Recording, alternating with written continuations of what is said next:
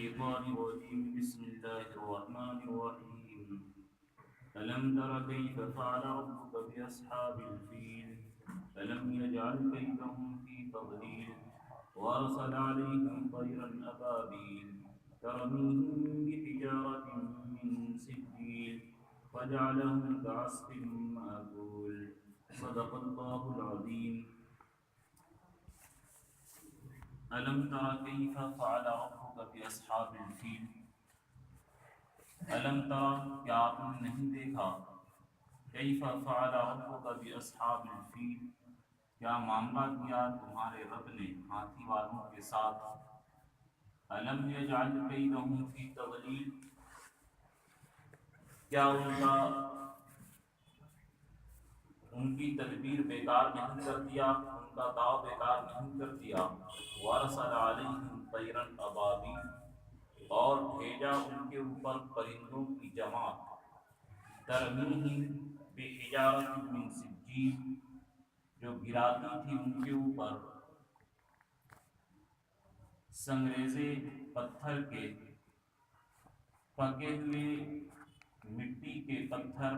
فجعلہم کعصف مأکول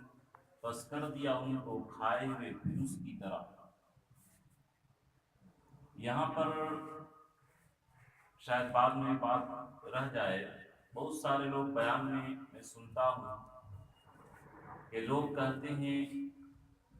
ابابیل پرندے کے ذریعے اللہ نے ابرہہ کو ہلاک کر دیا۔ طیرن ابابیل کا ترجمہ ابابیل پرندہ، حالانکہ ابابیل کے معنی پرندہ یہ نام نہیں ہے، بلکہ ابابیل کے معنی جھنڈ کے جھنڈ، جماعت کے جماعت۔ جلالین، روح المعانی، تفسیر مظہری، جتنی کتابوں کا بھی میں نے مطالعہ کیا، تمام تفسیر کی کتابوں میں یہ بات کلیئر واضح طور پر لکھا ہے کہ ابابیل کے معنی جماعت، جھنڈ کے جھنڈ، جماعت کے جماعت کے ہیں، جیسے کہ مفتاح اور یہ سکین کی طرح، مفتاح کی طرح یہ جمع ہے، یہ اس کی جمع آتی ہے۔ ابابیل کا کوئی ابابیل جس کا کوئی جمع نہیں آتی، جس کا کوئی واحد نہیں ہے۔ تو بہرحال بہت سارے لوگ جو بیان میں بے احتیاطی کرتے ہیں کہ ابابیل پرندہ کے ذریعے ہلاک کر دیا، تو ابابیل یہ پرندے کے نام نہیں ہے، طیر کے معنی پرندے کے آتے ہیں اور ابابیل کے معنی جھنڈ کے جھنڈ کے آتے ہیں، تو اس کا احتیاط رکھیں اور یہ سمجھیں۔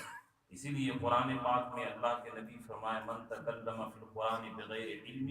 فلیتبوأ مقعدہ من النار، کہ جو شخص بغیر علم کے، بغیر سیکھے ہوئے قرآن کے اندر گفتگو کرتا ہے، قرآن کے معنی کو بیان کرتا ہے، تو اس کو اپنا ٹھکانہ جہنم بنانا چاہیے۔ جیسے مثال کے طور پر لے لیجیے کہ ایک آدمی ڈاکٹری سیکھا نہیں اور آپریشن کرنے لگے، تو کیا وہ سرکاری اعتبار سے مجرم ہے یا نہیں؟ اور ایک آدمی ڈگری لے لیا اور آپریشن کیا، لیکن اگرچہ آپریشن غلط ہو جائے تو اس کے اعتبار سے حکومت کوئی کارروائی نہیں کر سکتی، اس لیے کہ اس نے سیکھا، سند لیا۔ اسی طریقے سے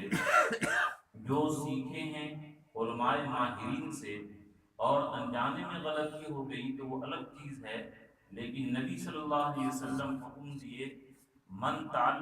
تکلم فی القرآن بغیر علم، کہ جو شخص قرآن میں بغیر علم کے، بغیر سیکھے ہوئے گفتگو کرے، فلیتبوأ مقعدہ من النار، تو اس آدمی کو اپنا ٹھکانہ جہنم بنانا چاہیے، یعنی اس کا ٹھکانہ جہنم ہوگا۔ اور اس کی میں نے مثال دی ڈاکٹری کی۔ تو بہرحال یہ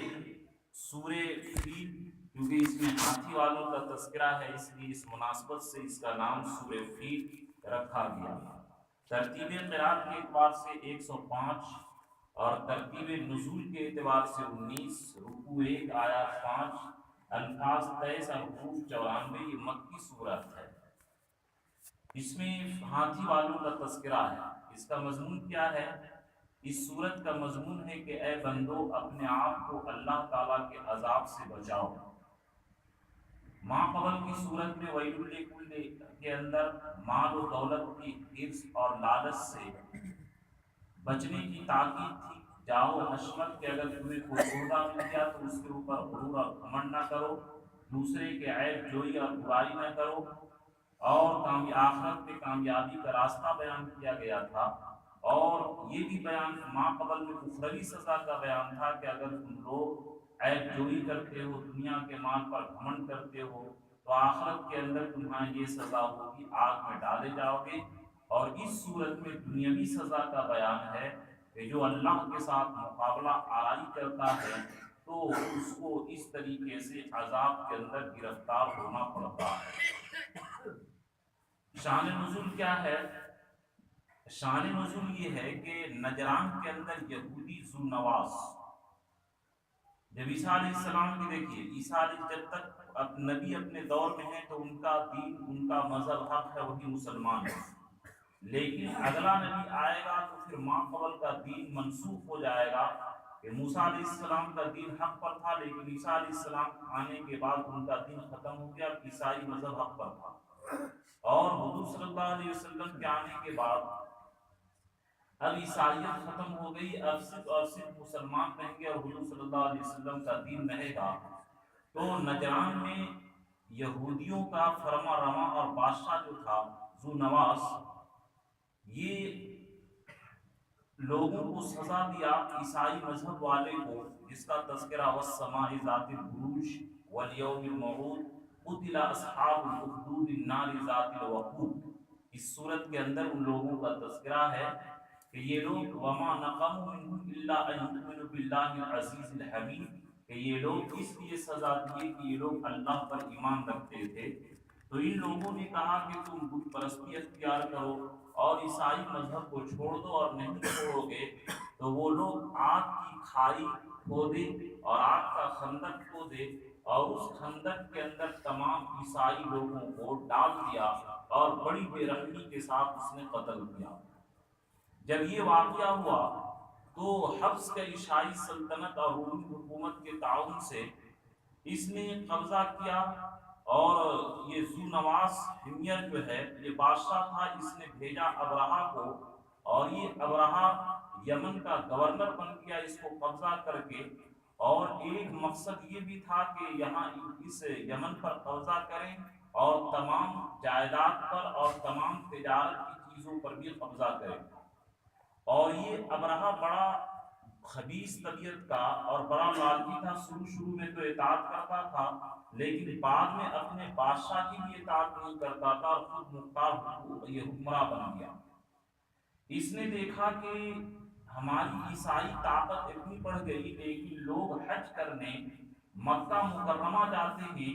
تو اس نے صنعاء کے اندر ایک کلیسا بہت شاندار، بڑی خوبصورت، بڑی قیمتی بنوایا، اور لوگوں کو یہ اعلان کیا کہ اب مکہ حج کرنے کی ضرورت نہیں ہے، اب لوگوں کو مکہ جانے کی ضرورت نہیں ہے، اب حج کرنا ہوگا تو یہ صنعاء شہر کے اندر کرنا پڑے گا۔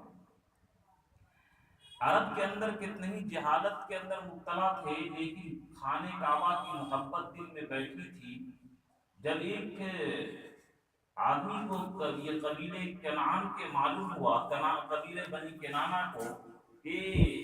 اس ابرہہ نے ایک کلیسا تعمیر کیا اور لوگوں کو حج کرنے کے لیے یہاں روکتا ہے وہیں پر، تو اس نے جا کر کے گندگی پھیلا دی، کچھ آگ لگا دی، اور بعض لوگوں نے کہا کہ خود سے کیا ہے، جیسا کہ ابھی جو لوگ کمینے خصلت کے لوگ ہیں وہ خود سے مندر میں گوشت رکھتے ہیں اور بولتے ہیں کہ مسلمانوں نے رکھا تو یہ بھی کر سکتے ہیں۔ تو بہرحال اس نے غیرت کی بنا پر کے جا کر کے گندگی پھیلائی۔ اب ابرہہ تو چونکہ موقع کے تلاش میں تھا کہ موقع ملے، چنانچہ اس نے 60,000 لشکر اور 13 ہاتھی لے کر کے چلا، اور اس کا مقصد یہ تھا کہ عرب کے نعوذ باللہ اس خانہ کعبہ کو بھی گرا دیں گے اور عرب کی تجارت کے اوپر پورا قبضہ کر لیں گے، اس کا یہ مقصد تھا۔ راستے میں لوگوں کو معلوم ہوا تو کچھ لوگ روکنے کی بھی کوشش کیے لیکن بڑی طاقتور لشکر تھی اس کے پاس، تو کوئی مقابلہ نہیں کر سکا۔ بالآخر طائف کے اندر آیا، وہاں لوگوں کو قبضہ کیا، وہاں یرغمال بنایا، تو اس نے کہا کہ ہمارا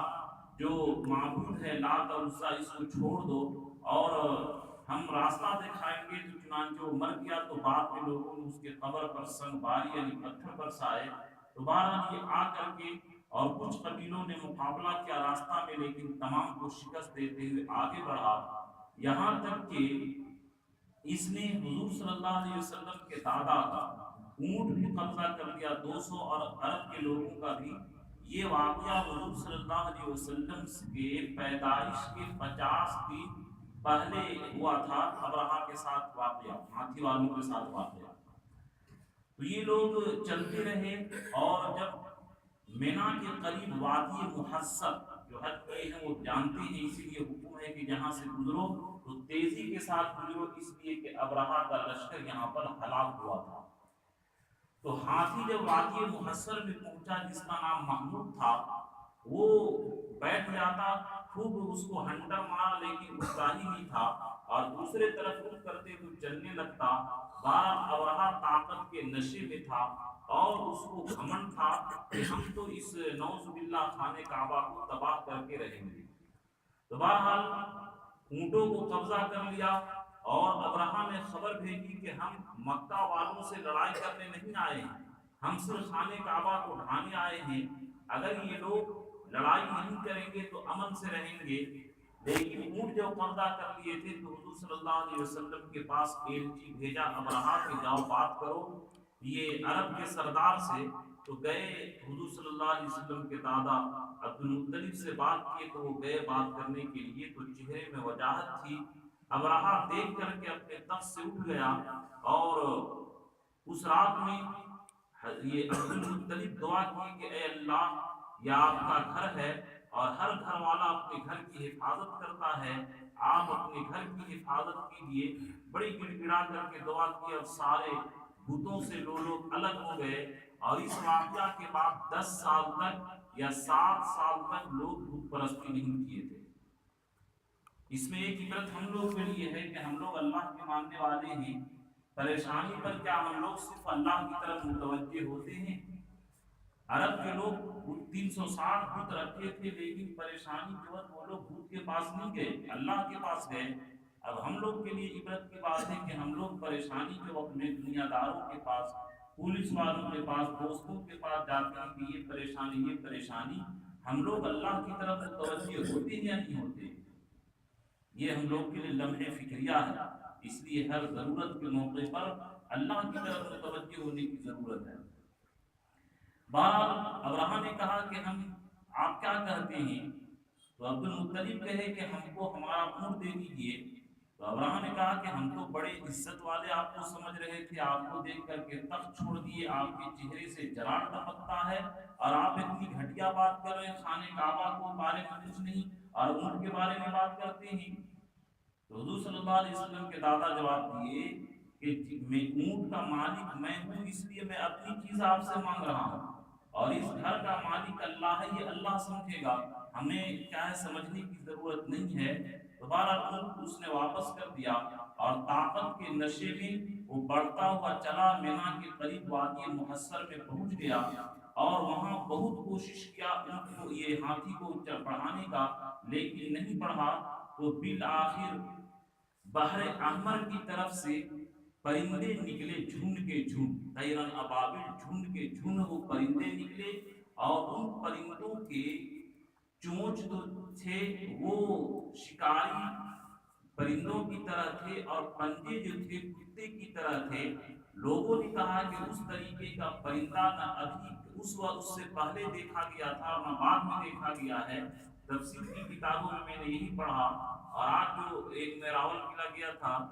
تو وہاں راول قلعہ میں دیکھتے ہوں گے کہ لین کے تاج کے اوپر بیٹھے رہتے ہیں چڑیا۔ تو ایک ساتھی کہنے لگے کہ ابابیل کے نسل کا ہے، تو ان کو میں نے سمجھایا کہ ابابیل چڑیے کا نام ہے ہی نہیں، جو بیان کرتے ہیں ابابیل پرندہ، یہ غلط ہے۔ ابابیل کے معنی جماعت کے جماعت، جھنڈ کے جھنڈ، اور مفسرین کا کہنا ہے کہ وہ پرندہ صرف اسی وقت کے لیے نکلا تھا، نہ اس سے پہلے دیکھا گیا نہ بعد میں۔ تو وہ بڑے متاثر ہوئے کہ ہم لوگ تو اب تک غلط بیان کر رہے تھے کہ ابابیل پرندے سے ہلاک کیا، بہت بولتے ہیں۔ بولے ہاں، اسی لیے تو کیا ہے، علماء سے قرآن کو سیکھنے کی ضرورت ہے، جو جانکار ہیں۔ پتہ نہیں کہ دنیا کے بارے میں کہ ڈاکٹر ہو تو اس کے مشورے کے بغیر، وکیل ہو تو اس کے مشورے کے بغیر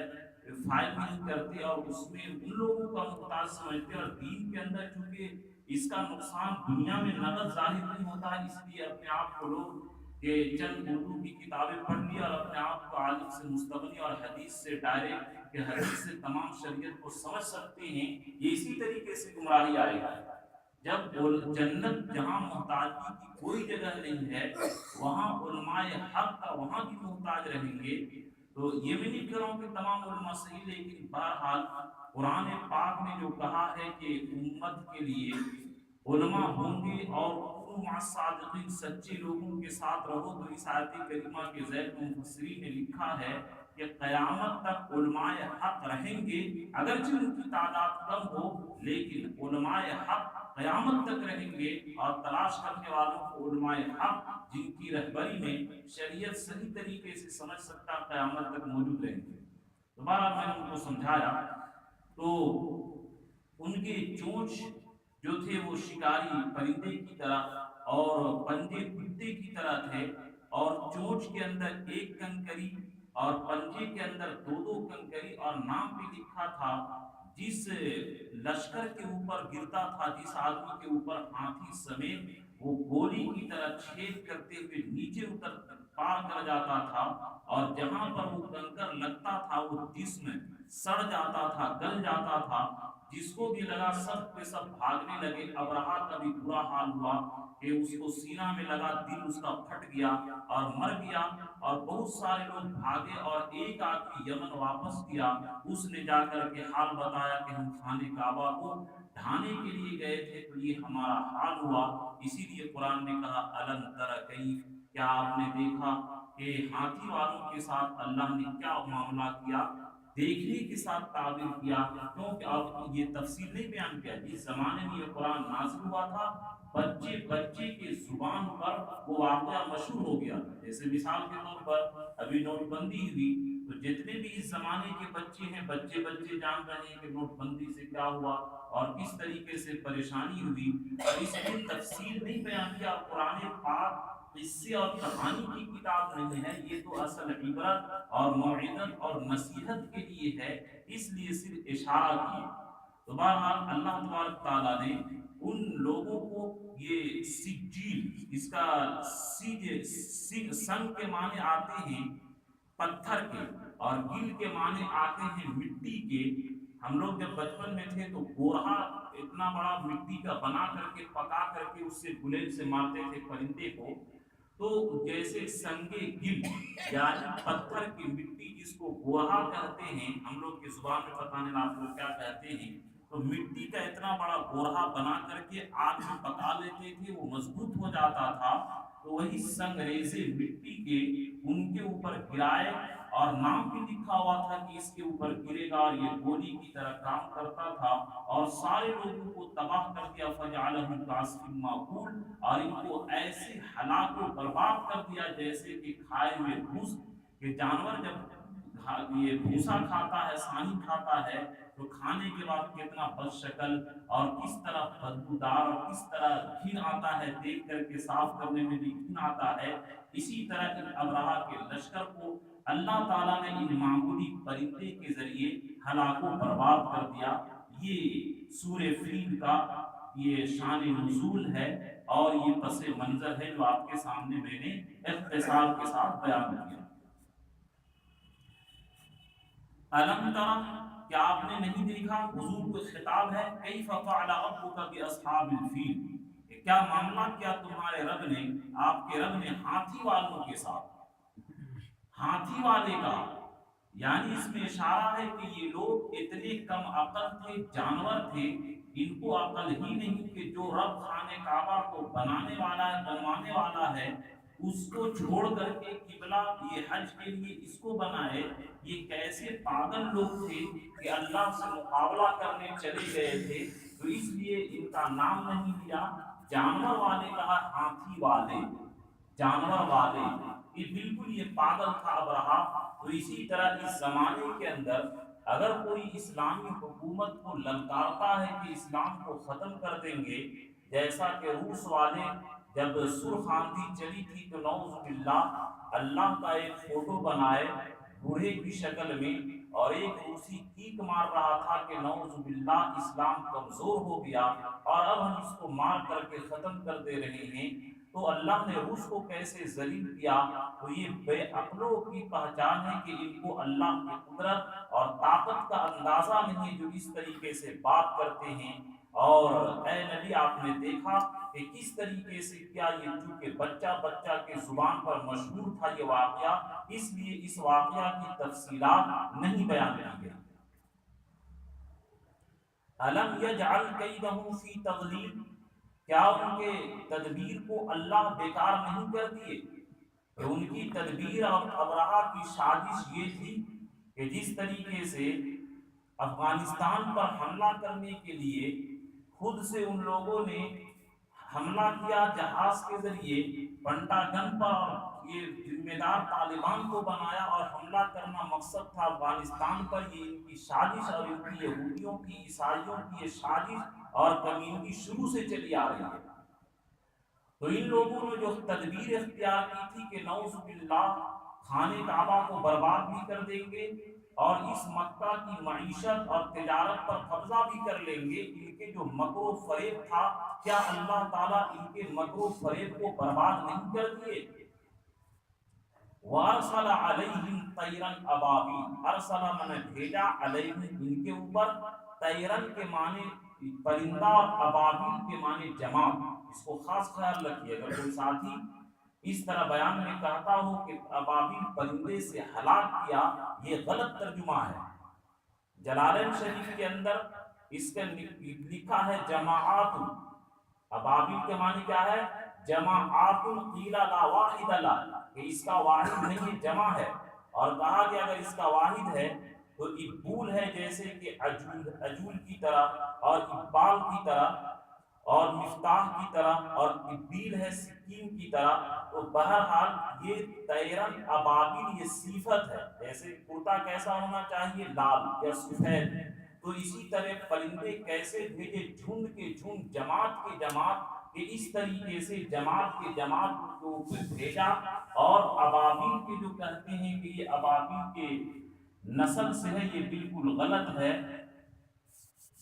روح القرآن کے اندر لکھا ہے کہ یہ پرندہ اسی وقت دیکھا گیا تھا، نہ اس سے پہلے دیکھا گیا اور نہ اس کے بعد دیکھا گیا، اور یہ پرندہ بس ابرہہ کی بربادی کے لیے اللہ تعالیٰ بھیجے تھے۔ تو اس لیے کہنا کہ راول قلعہ کے تاروں کے اوپر جو رہتا ہے وہ ابابیل کے نسل سے ہے، اور یہ ابابیل کے نسل سے اور ابابیل کے نسل سے کھانے سے یہ ہوتا ہے، یہ بالکل بے علمی کی بات ہے اور قرآن کے مطالعے کی کمی کی بات ہے۔ اگر وہ میں نے جتنی بھی تفسیر کا مطالعہ کیا، بیان القرآن، ترجمہ شیخ الہند جلالین شریف، اور اسی طریقے سے در منصور اور روح المعانی، تفسیر مظہری، تفسیر حقانی، تمام کتابوں کے اندر یہی ترجمہ کیا ہے، جماعات کے پرندوں کی جماعت بھیجا، نہ کہ ابابیل پرندہ۔ کوئی بھی ترجمہ نہیں کیا کسی مفسر نے اور کسی عالم نے، تو اس لیے اس کا احتیاط رکھیں۔ ترمیہم بحجارۃ من سجیل، گراتی تھی ان کے اوپر، حجارت کے معنی آتے پتھر کے، اور سجیل کے بارے میں لکھا کہ سنگ گل تھا۔ سنگ گل، سنگ کے معنی پتھر اور گل کے معنی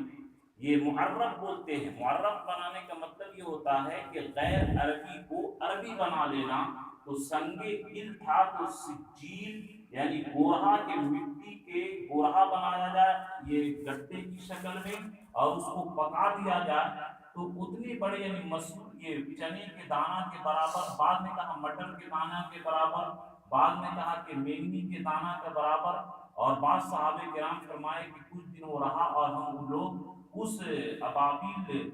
یہ پرندوں کی جماعت کے ذریعے جو اللہ تعالیٰ بھیجے یہ گرائے تھے، یہ پتھر کو ہم لوگ اس کو دیکھے، بعض مینگنی کے برابر اور بعض مٹر کے برابر تھے، سائز سب کی ایک نہیں تھی، کم و بیش تھی، اتنا ہی بڑا تھا،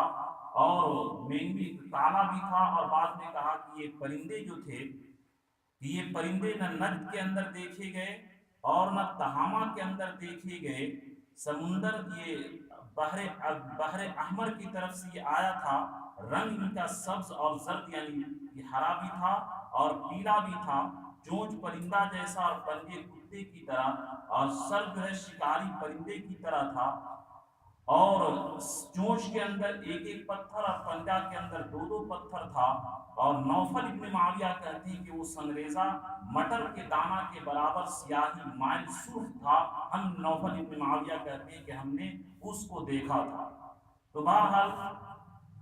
اس کے ذریعے جس کے بدن کے اوپر بھی لگتا اس کا بدن وہ کٹ جاتا، سڑ جاتا، گل جاتا، مرتا نہیں تھا بلکہ بدن وہ کٹ جاتا تھا، خارش پیدا ہو جاتی تھی، کھجلی، اور کھجلاتے کھجلاتے بھاگا، اور تمام لوگ ایک ہی جگہ نہیں مر گئے بلکہ پوری دنیا کے اندر وہ لوگ پھیل گئے، تاکہ پوری دنیا والوں کو پتا چل جائے کہ جو اللہ کے ساتھ مقابلہ آرائی کرے گا ان کا انجام یہی ہوگا۔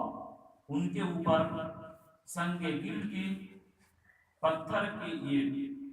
پتھر کے سنگریزے گراتے تھے، فجعلہم کعصف معقول، پس کر دیا ان کو کھائے ہوئے بھوس کی طرح، کہ جس طرح بھوسا جانور کے کھانے کے بعد بس شکل اور بالکل بیکار ہو جاتی، اسی طرح سب کے سب وہ لوگ برباد ہو گئے۔ تو یہ تو سورہ کا ترجمہ اور تفسیر ہوا۔ اب اس سورت میں پیغام ہم لوگوں کو کیا ملتا ہے، اس کے اوپر تھوڑی سی بات کرتا ہوں۔ پہلا پیغام یہ ہے کہ قریش کو وارننگ ہے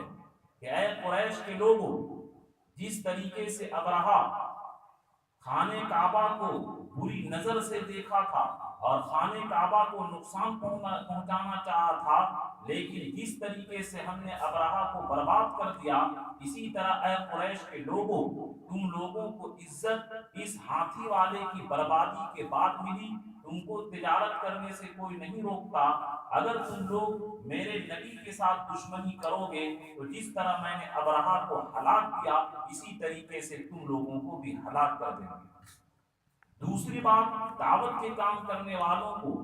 اس کے اندر تنبیہ ہے کہ تم دعوت کے کام کرتے ہو تو دنیا والوں کی طاقت سے متاثر نہ ہو، بلکہ اخلاص کے ساتھ کرو اور اپنی طاقت کا مظہر اللہ کو سمجھو، اللہ کے اوپر بھروسہ کرو، اللہ کی ذات سب سے بڑی طاقت والی ہے۔ تیسرا یہ کہ اللہ تعالیٰ بندوں کو یہ تنبیہ کیے کہ کوئی آدمی کتنا ہی بڑے طاقت والا حکومت والا ہو، لیکن اللہ جب ذلیل کرنے پر آتا ہے تو معمولی سی چیز کے ذریعے ذلیل کر دیتا ہے۔ جیسے نمرود پوری دنیا کا بادشاہ تھا، لیکن ایک مچھر کے ذریعے اللہ نے اس کو برباد کر دیا۔ فرعون بڑی طاقت والا تھا، پانی کے ذریعے اس کو ہلاک کر دیا۔ اور اسی طریقے سے بڑے بڑے اس میں تنبیہ ہے کہ اے لوگوں، اگرچہ لوگ کچھ بھی ہو جائے لیکن اللہ کے سامنے ایک مکھی کے برابر بھی نہیں ہے طاقت میں، یہ اللہ تعالیٰ بندوں کو سمجھا رہے ہیں۔ تیسرا یہ کہ مسلمانوں کی ہمت افزائی ہے کہ اے مسلمانوں، جس طریقے سے ابرہہ حملہ کرنے آیا تھا اور قریش کے لوگ صاف کہہ دیے کہ جس کا گھر ہے وہ حفاظت کر لے گا، ہم کو تو اپنا اونٹ چاہیے، اسی طرح مسلمان کتنوں بے سر و سامانی کی حالت میں ہو، حکومت مسلمانوں کی نہ ہو، حکومت غیروں کی ہو، مالداری مسلمانوں کے پاس نہ ہو، مالداری غیروں کو ہو، اس حالت میں بھی اگر مسلمان اپنے ایمان اور عمل کو صحیح سے بنا کر کے رکھے ہیں تو مسلمانوں کو اس حالت میں بھی اللہ تعالیٰ برباد نہیں ہونے دیں گے۔ یہ مسلمانوں کی ہمت افزائی ہے۔ تو میرے دوستو، حکومت حاصل کرنا ہمارے بس میں نہیں ہے، مالداری حاصل کرنا ہمارے بس میں نہیں ہے، لیکن ایمان اور عمل بنانا تو ہمارے بس میں ہے، ہم تو وہ کام کریں۔ کیا یہ مصیبت آ گئی ہے کہ 1 جنوری ہو اور کیا ہے لوگ عقیقہ 7ویں دن کرنا ہے تو لوگ چھٹے دن میں چھٹی کرتے ہیں کہ اس چھٹی میں عقیقہ سے بھی زیادہ خرچ ہوا، لیکن ایک مشرک والا رسم کیے اور حضور والا عمل عقیقہ کرنے کو نہیں سوچے، فرض دے، اور اس طریقے سے تمام خرافات اور تمام عیاشی اور فحاشی۔ اب بھی مسلمان ہوش کا ناخن نہیں لیں گے تو کب سدھریں گے، ہم کو سمجھ میں نہیں آ رہا۔ تو اس لیے مسلمانوں کو ہمت افزائی ہے کہ تمہارے پاس مال و دولت نہ ہو، حکومت نہ ہو، پولیس ان کی ہو، ہتھیار ان کے پاس ہو، تم نہتھے رہو، لیکن اپنا ایمان اور عمل کو مضبوط کرو تو دنیا کی کوئی طاقت تمہیں ہلا نہیں سکتی ہے۔ یہ مسلمانوں کو حوصلہ بلند کی اللہ تعالیٰ اس صورت کے اندر، اس صورت کا یہ پیغام ہے۔ نمبر 4، اس میں مخلوق کو تنبیہ ہے کہ اے لوگوں، پریشانی آ جا، دیکھو 360 بت وہ لوگ خانے کعبہ کے اندر ڈال دیے تھے، لیکن پریشانی آئی تو سب بت کو بھول گئے، اللہ کی طرف رجوع کیے، اور آج ہم لوگ نعوذ باللہ، ہم جیسے دیندار لوگ بھی، یہ ہر آدمی سینے پر ہاتھ رکھ کر کے سوچے کہ کیا مصیبت آتی ہے تو ہم لوگ نماز پڑھتے ہیں، جبکہ نبی کا معاملہ تھا کانا فزع امر کانا اذا حضر امر فزع الى الصلاۃ، کہ نبی صلی اللہ علیہ وسلم کو کوئی بھی معاملہ پیش آتا تو فوراً نماز پڑھتے۔ آج ہم جیسے دیندار امتیوں کا حال یہ ہے کہ صلاۃ الحاجت پڑھ کر کے اعتکاف کر کے مسجد میں اپنا مسئلہ حل نہیں کرواتے، دوست سے منہ کھولتے ہیں کہ دیکھیے یہ ضرورت ہے، یہ پیسہ چاہیے، یہ پیسہ ہے، ان کی ضرورت ہے، اتنا دے دیجیے۔ یہ ڈوب مرنے کی بات ہے ہم لوگوں کے لیے۔ اللہ تعالیٰ اس میں یہ بھی تنبیہ کر رہے ہیں کہ مخلوق کی طرف مصیبت میں توجہ نہ کرو، اذا سأل عبادی فإنی قریب، اللہ کا وعدہ ہے کہ جب بندہ مجھے پکارتا ہے تو میں قریب ہوتا ہوں، اجیب دعوت الداعی اذا دعانی، اور اللہ یہ بھی فرماتی ہے کہ جب مجھے پکارنے والا پکارتا ہے تو میں اس کی پکار کو سنتا ہوں۔ تو میرے دوستو، یہ درس قرآن کا میرا مقصد یہی ہے کہ ہم لوگ اپنے زندگی کے جو روش ہے اس زندگی کے روش کو بدلیں اور ہم لوگ اللہ کی طرف رجوع کرنے والے ہو جائیں۔ جو پہلے کہا جاتا تھا کہ ملا کی دوڑ مسجد تک، کاش کہ ہماری دوڑ مسجد تک ہو جاتی تو آج ہم لوگ غیروں کے سامنے پریشان اور ذلیل نہیں ہوتے۔ ہم لوگوں کی دوڑ مسجد تک نہیں رہی، اس لیے غیروں کے سامنے ہاتھ پھیلانا پڑتا ہے، غیروں سے مدد مانگنی پڑتی ہے، اور مخلوق سے ہم لوگوں کو آسرا لگانی پڑتی ہے۔ اسی لیے پھر دوستی بھی زیادہ دن قائم نہیں رہتی ہے، وہ آسرا لگائے کہ اتنا دیں گے، یہ دیں گے، وہ دیں گے، اور وہ نہیں ملتا ہے تو پھر دوستی میں درار پڑنی شروع ہو جاتی ہے۔ کاش کہ اللہ کی طرف ہر حاجت کو پیش کرے تو کتنا اچھا ہوتا۔ یہ پیغام ہے کہ اے بندو، تم مخلوق کے بجائے اللہ کی طرف توجہ کرو۔ اور کفار مکہ کو یہ دھمکی بھی ہے کہ اے کفار مکہ، اگر تم نبی صلی اللہ علیہ وسلم کو نقصان پہنچانے کا ارادہ رکھتے ہو جیسا کہ ابرہہ نے کیا تھا، تو اسی طریقے سے جس طرح ابرہہ کو ذلیل کیے ہم تم کو بھی ذلیل کریں گے۔ اور اللہ ایسا کر کے دکھائے غزوہ بدر کے اندر بڑے بڑے کفار جو سرما اور بہادر تھے ان کو قتل کرایا اور ان کو قید کرایا، اور غزوہ بدر کے بعد ان کی ایسی کمر ٹوٹی کہ لوگ دہشت کے اندر پڑ گئے، اور پھر ان کی کمر ٹوٹی، اور جو خانہ کعبہ کے متولی بنے تھے اللہ نے قانون کر دیا فلا یقربن المسجد الحرام بعد عامهم ھذا، کہ اس سال کے بعد کوئی کافر یہ حدود حرم کے اندر داخل نہیں ہوگا۔ اس طریقے سے اللہ نے ابرہہ کو جس طرح ذلیل کر دیا، نیست و نابود کر دیا، اسی طرح کفار کو وہاں داخلے پر پابندی لگا دیا، بریک لگا دیا کہ بغیر ایمان کے ویزا کے وہاں کوئی داخل نہیں ہو سکتا۔ نمبر 6، اس میں اللہ تعالیٰ نے اپنی قدرت دکھائی کہ دیکھو ابرہہ اتنا گھمنڈ میں چور ہو کر کے چلا تھا، لیکن اللہ نے ایک پرندے کے ذریعے، ایک معمولی سے پتھر کے ذریعے، گولی نہیں تھی وہ پتھر، کہ اس معمولی سے کنکری کے ذریعے اللہ تعالیٰ نے کیسے ابرہہ کو ذلیل کر دیا۔ اللہ کی طاقت دیکھو، اللہ کی قدرت دیکھو۔ اگر لوگ، جیسا کہ بزرگان دین فرماتے ہیں، کتابوں میں لکھا ہے کہ اگر کوئی شخص اللہ کو پہچان لے تو اللہ سے محبت کیے بغیر نہیں رہے گا، اور کوئی شخص دنیا کی حقیقت کو جان لے تو دنیا سے نفرت کیے بغیر نہیں رہے گا۔ آج ہم لوگوں کے دل میں اللہ کی محبت اس لیے نہیں کہ وما قدر اللہ حق قدری، اللہ کو جیسا پہچاننے کا حق تھا ہم لوگوں نے پہچانا نہیں، اور دنیا کو نہیں پہچانے اس لیے دنیا کے عاشق بنے بیٹھے ہیں، اور اللہ کو نہیں پہچانے اس لیے اللہ سے جو عشق اور محبت ہونی چاہیے وہ محبت نہیں ہو پا رہی ہے۔ اللہ ہم لوگوں کو اپنی حقیقت سمجھا دے، اپنی محبت عطا فرما دے، اور دنیا کی بھی حقیقت سمجھا دے، اور دنیا کے دھوکے سے اللہ ہم سبوں کو نکال دے، آمین۔ نمبر 7 پیغام یہ ہے کہ جو شخص کعبہ اور قرآن سے بغض رکھے گا، دیکھیے خانہ کعبہ عیسیٰ علیہ السلام کے بعد پتلی ٹانگ والا آئے گا، قرب قیامت وہ خانہ کعبہ کو برباد کرے گا، اکھاڑ دے گا۔ لیکن اس کے اندر یہ ہے کہ دنیا کے کوئی بھی اگر ظالم قرآن کے خلاف اور خانہ کعبہ کے خلاف بد نظری کرتا ہے تو اس کا انجام ابرہہ کے جیسا شرمناک ہوگا۔ اللہ جیسے ابرہہ کو ذلیل کیے اسی طرح اس کو بھی ذلیل کریں گے۔ 8واں پیغام اس کے اندر یہ ہے کہ مظلوم کی دعا کا سننا ہے کہ اگر کوئی مسلمان مظلوم ہو، ایمان کی حالت میں ہو، اور وہ اللہ سے دعا کرے، جیسا کہ اس زمانے کے اندر جہاں پر مسلمانوں کی تعداد کم ہے اور نعوذ باللہ فرقہ وارانہ فساد ہو جاتا ہے، اور وہاں پر ایمان کی وجہ سے وہ مارے جاتے ہیں محض اللہ کی محبت اور اللہ کے ایمان کی وجہ سے، تو اس کے اندر تنبیہ ہے کہ اگر بے سر و سامانی کے حالت میں مسلمان ہو تو وہاں پر مایوس نہ ہو، صبر کرے،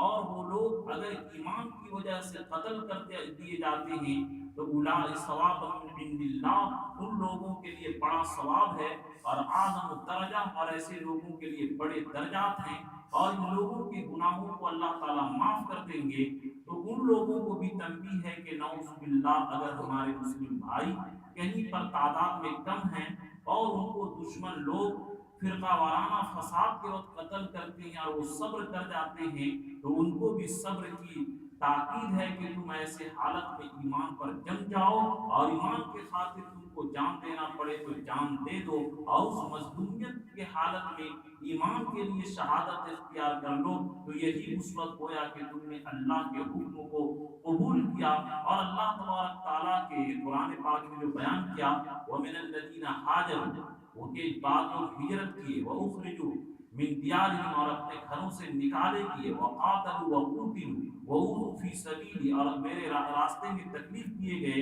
اور قتل کیے اور قتال کیے، اولئک لہم اعظم درجہ، ان کے لیے بڑے درجات ہیں، ثواب من عند اللہ، اور اللہ کے پاس اس کے لیے بڑے ثواب ہیں۔ اگر ایمان کی بنیاد پر اور دین کی بنیاد پر اگر ہمارا قتل ہوتا ہے تو یہ شہادت ہے، تو میرے دوستو اس موت پر فرشتے بھی رش کریں گے کہ میرا بندہ ایمان کے خاطر شہید ہوا، اور نعوذ باللہ اگر لیوی مانگنے کی وجہ سے، گنڈا گردی کی وجہ سے، کسی سے پیسہ وصول کرنے گئے، یا بہت سارے لوگ دیہاتوں میں کیا ہے جوا کھیلتے کھیلتے لڑائی ہوئی اور اس کے اندر قتل کر دیے گئے، اور ڈکیتی کرنے گیا وہاں قتل کیا گیا، اور کسی کی زمین دبایا اس نے مار دیا، تو لعنت ہے ایسی موت پر کہ دنیا کی وجہ سے یا دنیا کے سامان کی وجہ سے اگر ہماری موت ہوتی ہو تو یہ ذلت کی موت ہے، اور ایمان، قرآن، تقوی، تقدس کے حفاظت کے واسطے اگر شہادت ہوتی ہو تو یہ اللہ کو بہت پسند ہے۔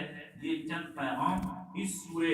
علم کیف کے ذریعے دیا گیا۔ اللہ ہم تمام مسلمانوں کو ایمان پر جمنے کی توفیق عطا فرمائے اور قرآن پر عمل کی توفیق عطا فرمائے، آمین۔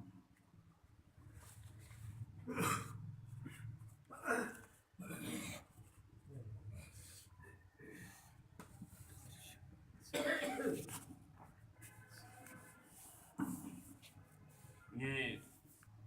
میرا معمول یہ تھا کہ فجر کی نماز اپنی پڑھ کر کے مدرسہ